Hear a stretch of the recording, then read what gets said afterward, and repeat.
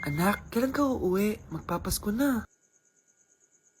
Ayun na! Malapit na mag-Noche Buena! Bilisan nyo! Oh, naayos ko na yung table ha! Lagyan nyo dito yung mga pagkain! Oh, pinaglutuan ko kayo ng favorite nyo! Kaldereta! Mga anak, sana nagustuhan yung mga regalo namin sa inyo. Thank you po! Hindi na magiging blurred yung mga pictures ko! Wow, mga favorite box ko to ah! Thank you po! Ang angas naman nito! Solid! Sa wakas, makakalaro na din ako! Nay, sana palaging ganito. Sana palagi tayong masaya at kompleto. Siyempre naman anak, ano ka ba? Oh, 12 o'clock na. Merry Christmas mahal. Merry Christmas mga anak. Oh, Merry Christmas. O, kain na tayo. Merry Christmas guys. Merry Christmas. Mahal ko kayong lahat. Merry Christmas. Best family ever. Bawi na lang ako next year, Nay. Scarlett, focus on your work. Opo ma'am, ito na po. Gusto mo ba talaga ako makilala, Scarlett? Oo, dahil hindi ako matatahimik. Magkita tayo malapit sa puno ng mangga. Ako ikaw, Scarlett. Galing ako sa future. Paano? Paano nangyari yun? Basta, Scarlett, ayusin mo yung mga desisyon mo sa buhay, ha? Sige na, baka mahuli pa ako ng mga humahabol sa akin. Sandali! Sino humahabol sa'yo? Sino ba yung humahabol sa kanya? May mangyayari ba masama bukas? Bakit di pa siya tumatawag sa akin? Nay, si Biana po, pumasok sa school? Gumala daw kasama yung mga kaibigan niya. Tumatawag? Hello? Si Scarlett po ba to? Kaibigan po to ni Brianna. Nakidnap po siya kanina. Hindi ko po alam anong gagawin. Tulungan niyo po kami. Sinakay po siya sa van. Nay! Si Brianna! Nakidnap! Diyos ko! Anong gagawin natin, anak? Bakit tayo mo sumagot? Sabihin mo sa akin anong gagawin ko. Nay! Nay! Saan pumunta si nanay? Scarlett, dyan ka lang ha. Pupuntahan ko yung mga kidnapper. Napakadelikado naman ang ginagawa mo, Nay. Diyos ko, anong gagawin ko? Hello? Buti naman tumawag ka na. Alam mo, kasalanan mo lahat to eh. Kung pinaalam mo sana na makikidnap si Brianna, hindi sana pinigilan ko siya. Scarlett, may malaki tayong problema. Nasa bahay niyo yung humahabol sa akin. Magtago ka na. Scarlett! Nay. Oo, Scarlett. Galing ako sa future. Ikaw ba yung humahabol sa isang Scarlett? Hindi ko na siya kailangan.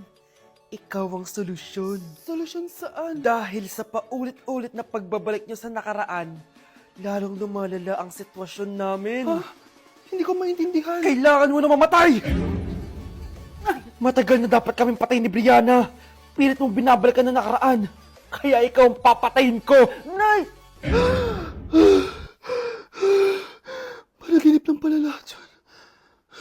Oo anak, okay ka lang? Si ate kasi panay puyat kaya ganyan siya. Nay, Brianna, buhay kayo? Oo ate, buhay kami.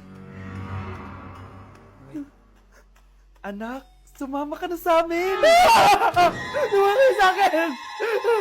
Kuya, try mo po yung sikat na mango na ice cream. Mango na ice cream? Mango is my favorite flavor, so let's try it.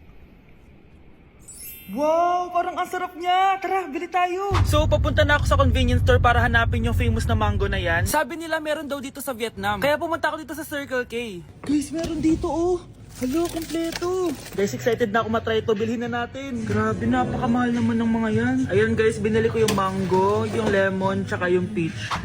Eto na sila. Tikman na natin. Unahin na natin tong si mango kasi ito yung pinakasikat. Sirain ko na.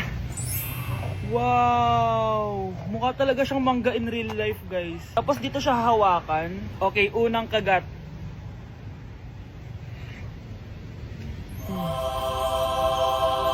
Ang sarap na. Lasa talaga siyang mangga, promise, na may konting gatas. Medyo maasim din siya na onte. 10 out of 10 to sa akin, guys. Okay, next naman itong peach. Mukha siyang puwet ng bata, oh. Okay, kagatin na natin. Ang nostalgic ng lasa niya. Nangingilo ako guys, sobrang lamig. Pero ang sarap niya, hindi siya sobrang asim, di rin siya sobrang tamis. Like, sobrang sakto lang talaga. For me, 9.5 out of 10 to. Okay, last, etong lemon. Wow, mukha talaga siyang lemon, no? Okay, unang kagat. At parang wala siyang lasa. Tapos hindi rin siya lasang lemon. Parang ice cream na wala lasang wala. Wala akong nadalasahan. Alam ba kami sakit na ako. 2 out of 10 lang to sa akin kasi hindi niya ako na-satisfy. For me, masarap naman sila kaya itry nyo guys. At kung may gusto pa kayo ipatry sa akin, itatry natin yan. So comment lang kayo guys. Bye!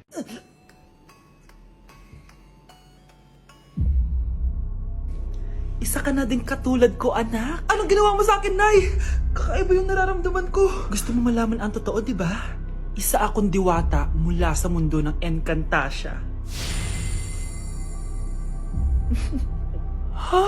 At isa sa kapangyarihan ko ay ang manipulahin ang picture na nasa cellphone mo. Bakit di mo lang sinabi sa akin, Nay? Dahil ngayon ang tamang panahon, anak. At nasa katawan mo na ang kapangyarihan na para sa'yo. Pero paano ko malalaman kung ano yung kapangyarihan ko? Ikaw ang tutuklas niyan, anak. Ano kaya magiging kapangyarihan ko? Baka nagiging invisible ako.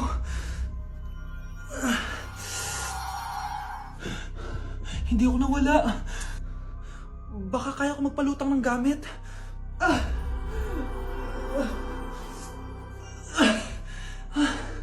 Hindi lumutang. Ang hirap naman nito. Baka kaya ko tumagos sa pintuan. Aray, aray, aray. Aray. Natatay ako.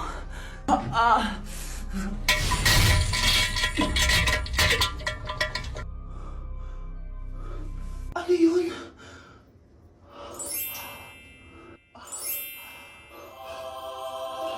Ito ba yung kapangyarihan ko? Tumain ng ginto? Nay, alam ko na yung kapangyarihan ko. Tumatay ako ng ginto. Anak, uminom ka na maraming pampatae para yumaman na tayo. Talino mo talaga, Nay. Trigger warning, kung takot kayo sa tahi, huwag niyong papanoorin to. So may nag-comment, bago ko sagutin yan, gusto ko lang sabihin na Happy New Year everyone! Tapos na yung 2024. So, answering the question, ano po yung nasa labi niyo? Tinahi po yung labi ko. Ang ginawa pong surgery sa akin is lip reduction surgery. So, pang 5 araw na to guys, and as you can see, hindi ko na ilalapit kasi baka matakot talaga kayo. Bakit ako nagpa-lip reduction surgery? First of all, siguro lahat naman tayo may insecurity. And kung di nyo napapansin, malaki talaga naturally yung labi ko. Mas malaki yung sa taas compared sa baba. So, hindi siya proportion. Actually, dapat hindi ko na siya itutuloy. Pero may isang bagay kung bakit ko siya tinuloy. And yung number 2 reason ko is palagi ko siyang nakakagat whenever na kumakain ako. So, dahil nga malaki yung labi ko, marami laman sa loob. So, kapag ngumunguya ako, nakakain ko siya. Ang tendency, hindi nawawala yung singaw ko. And lumalaki yung singaw ko kasi palagi ko siyang nakakagat. Imagine, hindi lang isa, hindi lang dalawa ko siya beses nakakagat, kundi siguro mga 5. Ganun kalala. So, dugong-dugo talaga. Kaya tinuloy ko na rin siya para finally mabawasan na yung laman niya sa loob at sana hindi ko na siya makagat in the future. Pero syempre, para mas maging confident na rin ako sa mga pictures. Kung nagtataka kayo kung bakit after Pasko or December 26 ako nagpa-surgery, is yun yung earliest na appointment na pwede yung doctor ko. And yun na yung ginrab ko since kailangan kong gumaling before ako bumalik sa school. Kasi di naman ako pwedeng bumalik sa school na nang ganito yung sitwasyon ng bibig ko. Paano ako magre-report, diba? Ito na atay sinasabi nilang New Year, New Me. So yun lang naman guys. Again, happy New Year. Wishing you all the best in 2025. Babalik na ako sa content ko. Promise, pag gumaling na talaga to. Bye-bye.